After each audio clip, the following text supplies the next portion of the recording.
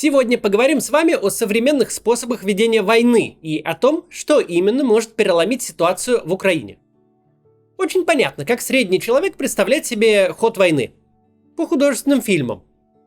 Художественные фильмы снимают про стрелковые части на передовой в окопах, про десантников, которые высаживаются прямо под перекрестные трассы вражеских пулеметов, про разведчиков в глубоком тылу, про летчиков или танкистов на худой конец. Снимают такую войну, где есть динамика, экшен, интрига, насилие. Снимают войну, которая понравится зрителю и удержит его у экрана. Нужен враг, которого видно, нужно понятное действие и понятная опасность. Никто и никогда не будет снимать фильмов про тяжелую гаубичную артиллерию. Ну только представьте себе это кино. Вот стоит батарея в 15-20 километрах от линии фронта. Вот ей приходит задача нанести удар в определенную точку, где находится скопление вражеских войск, важный объект или пункт управления.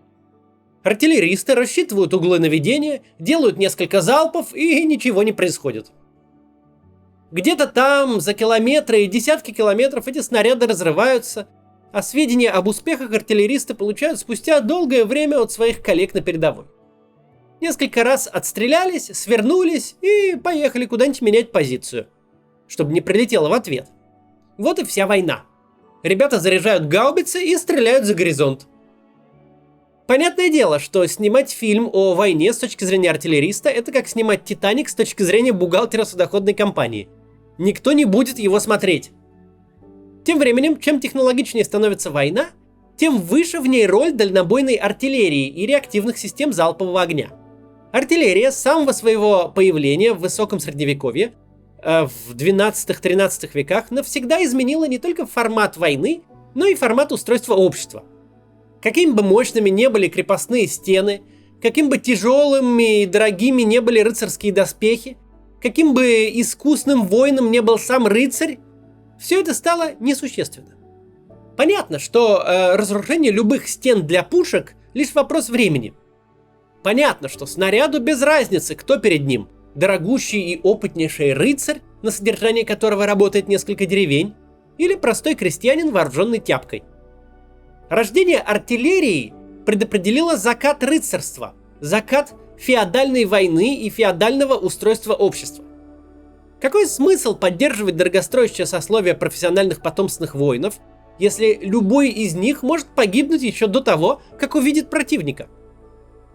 С течением веков и развитием технологий роль артиллерии только росла. Средневековые пушки — это тяжеленные гладкоствольные монстры, из которых хоть сколько-то прицельная, а тем более быстрая стрельба почти невозможна. Промышленная революция все изменила. Появились нарезные стволы и унитарные боеприпасы. Артиллерия становится все более точной и все более скорострельной. Она могла наносить все более ужасающий урон. Пика своего развития артиллерия достигла к началу 20 века. Обе мировые войны тем и отличаются от всего того, что мы видели раньше. Это больше не войны профессиональных армий, не дело чести, доблести и отваги.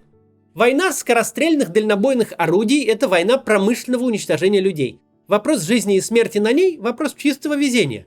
Ты не видишь гаубицу, стоящую за десяток километров в тылу противника. Снаряду этой гаубицы совершенно без разницы, кто ты — профессиональный воин, закаленный в боях, или новобранец, с трудом держащий винтовку. Одним залпом, потратив несколько десятков снарядов, почти не рискуя техникой и дорогими обученными артиллеристами, теперь можно выполнить задачу, на решение которой пришлось бы положить на поле боя сотни или тысячи обычных стрелков. Можно уничтожать скопления войск и техники еще до того, как они вступят в бой. Можно разносить укрепления противника, штурм которых унес бы многие жизни. Можно пробить брешь в обороне и нанести огромный ущерб врагу еще до того, как твои солдаты увидят его своими глазами.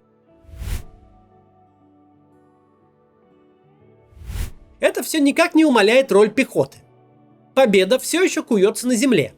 Никакие снаряды и ракеты, никакие бомбы не возьмут за пехоту опорные точки, не закрепятся на господствующей высоте, не проберутся в тыл противника, не выбьют его из города, и город этот не защитят. Тем не менее, когда на помощь артиллерии пришли современные технологии, в той войне, которую ведет Украина против России в 22 году, роль артиллерии такова, какой не была никогда до этого. Да, уже во Второй мировой войне артиллерия была довольно совершенна. И с технической точки зрения даже самые современные гаубицы не очень далеко ушли от образцов 40-х годов. Но изменилось нечто совсем иное. Гаубичная артиллерия и системы залпового огня – оружие подслеповатое. Оно стреляет по площадям, по квадратам со стороной в километры. Из десятков и сотен снарядов, выпущенных батареей, даже при очень квалифицированном артиллерийском расчете, в цель попадут единицы. Средства наведения – это доклады разведки, поправки корректировщиков, карты, таблицы и формулы. Артиллерия во Второй мировой работает как огненный вал. Ее задача – целиком зачистить квадрат обстрела в надежде, что важные объекты тоже попадут под раздачу. Это очень неэффективно, очень неточно и очень дорого. Большая часть ваших снарядов просто улетит в чистое поле, и хорошо, если не заденет своих. Роль артиллерии изменилась не потому, что появились какие-то новые навороченные орудия. Роль артиллерии изменилась потому, что теперь есть дроны, всевидящее око, летающее над полем боя, за которое полководцы прошлого продали бы душу и половину своих войск. Теперь есть GPS и электронные карты. Теперь есть моментальный обмен разведывательной информацией и моментальный же, очень точный расчет наведения гаубиц, пушек, минометов и РСЗО через автоматические программы, которые не загружают артиллеристов школьными задачками, а сразу выдают готовые углы наведения. Теперь артиллеристы не ориентируются на показания корректировщиков. Теперь они сами могут видеть, куда прилетают снаряды, могут видеть передислокацию войск противника и корректировать свои действия. Впервые дальнобойная артиллерия стала не просто ужасающей и практически неуязвимой силой. Впервые она стала по-настоящему точной. Многие из нас играли в шутеры, и мы знаем, как в них устроены характеристики оружия. Если мощность растет, то непременно падает все остальное, в первую очередь скорострельность и точность. Всю жизнь артиллерия компенсировала недостаток точности мощностью и массовостью залпов. Представьте себе, что именно изменилось в этой войне. Артиллерия осталась такой же мощной, такой же скорострельной и способной накрыть врага десятками снарядов за раз, как и была.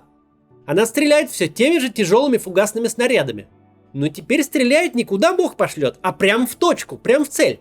Теперь от нее не сбежишь, ведь над головой висит дрон, а в руке артиллериста планшет. Артиллерист за десятки километров видит каждый твой шаг и перенаводится в реальном времени. Это совсем другая война и совсем другая артиллерия, пусть технически и почти такая же, как 80 лет назад. Как результат, нынешняя война – это в основном артиллерийские дуэли, а главные пункты из списка вооружений, которые Украина требует у своих западных союзников, это даже не танки, это именно гаубицы и реактивные системы залпового огня. Тут напрашивается вопрос. Почему же Россия, вбухавшая на перевооружение армии сотни миллиардов долларов, за последние 1,5 десятка лет не прокачала свою артиллерию так же, как Украина? Ведь российский артиллерийский потенциал не сравним не только с Украиной, он не сравним вообще ни с кем. Ведь Россия – наследник той страны, которая не производила туалетную бумагу, но по наполненности складов вооружений была впереди планеты всей. Ответ тут довольно простой. Покупка вооружений и забитые хранилища – это не реформа армии. Если армии 19 века дать танки и реактивные самолеты, она не станет современной армией, она просто не встроит их в свою структуру. Она останется армией 19 века, у которой есть танки и самолеты. Российская армия насквозь советская. Еще в Афганистане стало понятно, что эта армия готова к совсем другой войне. К войне, которая закончилась в 1945-м, где огромные танковые клинья сходятся в чистом поле, где все решают цифры, количество людей, количество орудий и техники. На сегодняшний день это даже не прошлое, это позапрошлая война. Российская армия не связана ни в какую информационную сеть моментального обмена и координации.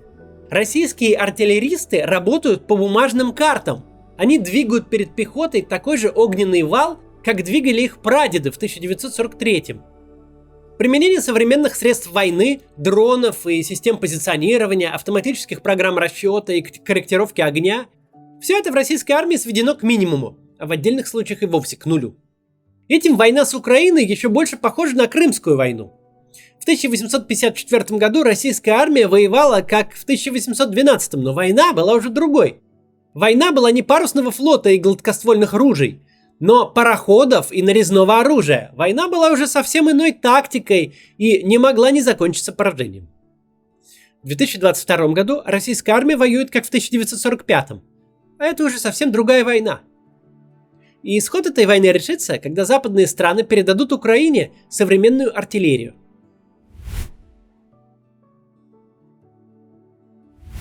Признавая необходимость отправки тяжелого вооружения на словах, с первой недели войны страны-союзницы Украины легко передавали ей все, кроме, собственно, тяжелого вооружения. Уже в 20-х числах февраля в Украину начали прибывать тысячи бронежилетов, автоматов, минометов, винтовок, сначала из близких Чехии, Польши, Хорватии и стран Балтии, а потом и из других стран.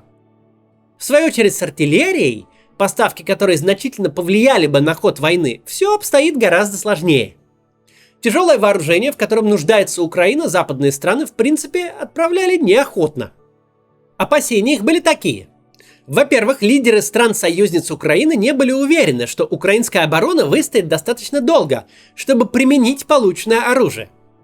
Дарить Путину оружие, каждая единица которого может стоить десятки миллионов долларов, никто не собирался.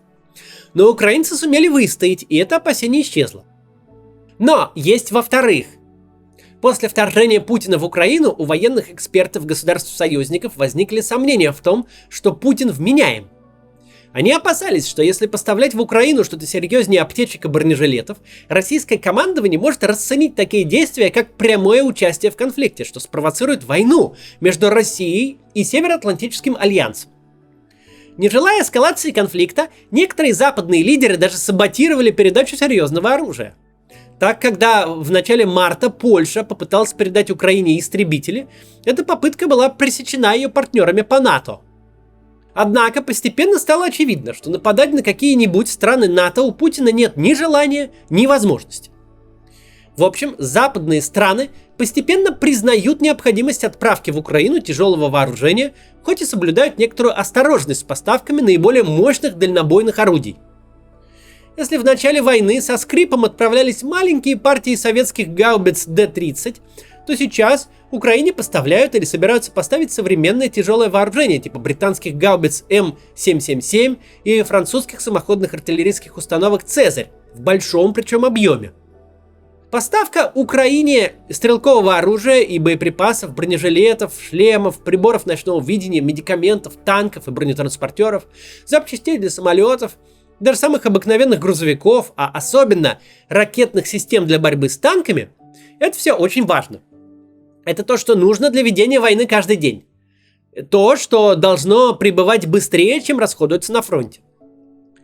Украинская армия очень эффективно пользуется этими поставками. Всего за 3 месяца в переработку отправлено российских танков примерно в половину от того, что вообще в общей сложности состоит на вооружении у Соединенных Штатов. Это все хорошо для ведения войны, но совершенно недостаточно для перелома в ней. Перелом в войне, переход в контрнаступление требует артиллерийского подавления вражеских войск и, в свою очередь, вражеской артиллерии. Для этого нужны гаубицы, для этого нужны РСЗО, причем нужны не в единичных экземплярах, не отдельными партиями, необходимы массовые поставки, дивизионами. Может сложиться ложное впечатление, будто предоставление Украине различных артиллерийских систем из разных стран создаст ад для снабжения и логистики. В действительности это совсем не так.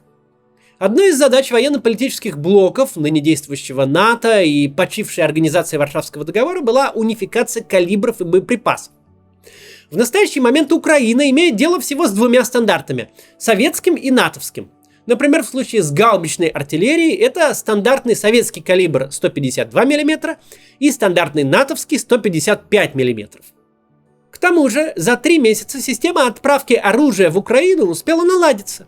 Если в начале войны западные политики часто давали обещание поставить что-то, а потом из-за внутренних противоречий или логистических проблем затягивали поставки, то теперь такое будет случаться реже.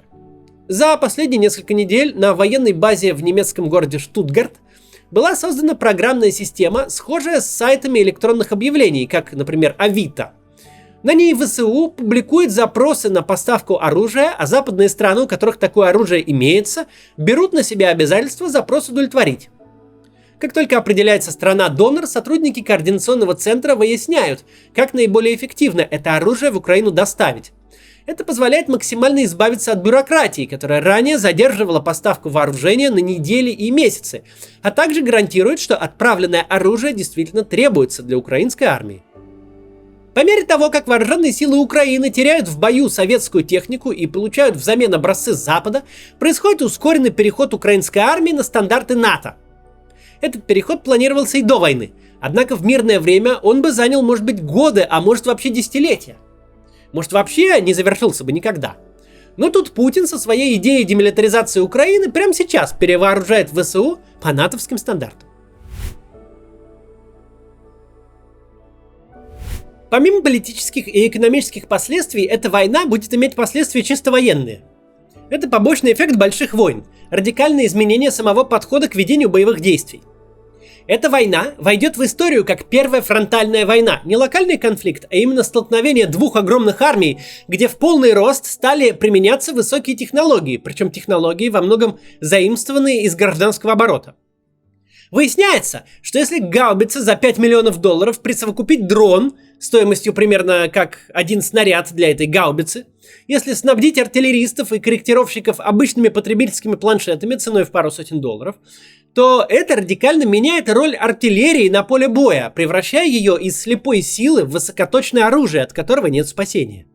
Выясняется, что сочетание Байрактара для разведки и недорогой противокорабельной ракеты способно отправить на дно целый крейсер ценой под $1 миллиард. Информация на любой войне важна. Кто владел информацией, тот выигрывал битвы еще в ранних цивилизациях. Но теперь обмен информацией на войне достиг тех же высот, что обмен информацией в гражданской жизни. Как мы больше не ходим на почту отправлять телеграммы в соседний город, а просто походя общаемся со всем миром в мессенджере, так и армии больше не нужно полагаться только на донесения разведки. Солдат на поле боя и генерал в киевском штабе могут наблюдать перемещение противника в реальном времени и, соответственно, корректировать свои действия и решения. Ничто так хорошо не встраивается в эту войну, в которой есть всевидящее око, как артиллерия, как тяжелые гаубицы и РСЗО. Поставка современных гаубиц и реактивных систем в сочетании с полной прозрачностью поля боя и небывалой точностью даст Украине возможность не просто эффективно обороняться, но переломить ход войны и победить в ней. Два лучших варианта для такого перелома — это немецкие самоходные гаубицы PZ-2000 и американские МЛРС. Их огневая мощь и точность стрельбы построена на моментальном обмене информацией. Они оставят Путину очень мало шансов. Но пока есть проблемы и с тем, и с другим. Германия очень сильно тормозит поставки тяжелого вооружения. Американские МЛРС при наличии соответствующего модуля и боеприпасов легким движением руки превращается из реактивной системы залпового огня в оперативно-тактический ракетный комплекс по типу российского «Искандера». Он может наносить удары на расстоянии до 300 километров, а значит атаковать российскую территорию, чего руководство США пока не желает. Однако, ничто не мешает США поставить МЛРС в усеченной комплектации, только как РСЗО. Даже это в случае массовых поставок изменит игру. Западные союзники Украины затягивают поставки тяжелого вооружения. Лидеры западных стран до сих пор, пусть все меньше и меньше, но лелеют надежду умиротворить Путина. Такая стратегия затягивает войну и очень дорого обходится Украине. Тем не менее, надо помнить, что, как и в случае с санкциями на российское сырье, это только вопрос времени. До западных лидеров уже в общих чертах дошло, что эта война будет убивать и разорять ровно до тех пор, пока Путин не потерпит военного поражения. Что никакого переговорного пути тут нет. Скорее раньше, чем позже, этот вывод трансформируется в действие, в поставку вооружения, в котором Украина реально нуждается. Нуждается не для успешного продолжения войны, но для ее завершения. До завтра.